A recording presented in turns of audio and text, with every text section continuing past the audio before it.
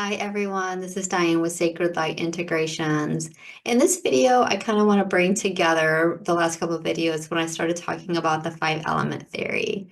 And we talk about the flow and how things move through cycles. So in the clip here, you can see about the generative or the breeding cycle in the five element theory, and it describes how the five elements interact in nature. How each element feeds to the next, and this creates the cycle of growth and regeneration. We can see here, we all know that wood generates fire. The wood provides the fuel for fire to burn. Fire generates earth by the ash from the fire nourishes and enriches the earth. The earth generates metal. Metal is formed in the earth over many, many years.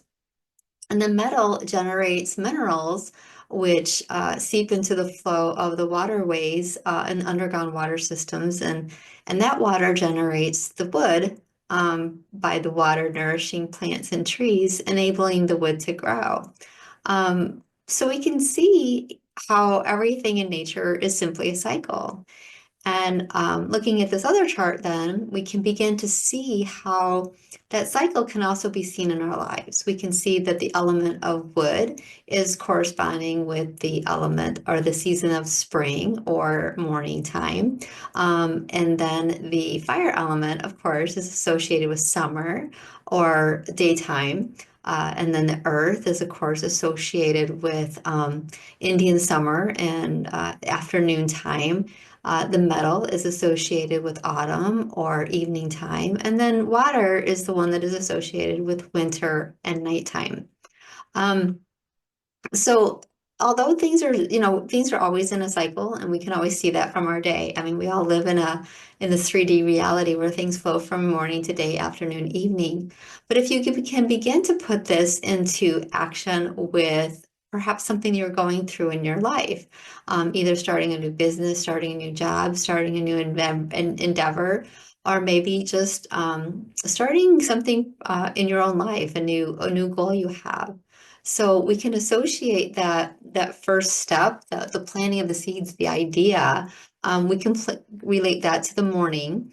And then if you have then you start thinking about an idea and you're talking about a fresh start or a new idea, whatever it may be. And the next step would be like the daytime of the inspiration and taking action. In the daytime, we take action. And then in the afternoon, at the end of the day, many of us, we're integrating on what we've already, what we've learned and kind of integrating different pieces of knowledge that we've gained. And in the evening, we have that, refining of what we've learned and letting go of what no longer serves us or what isn't going to work.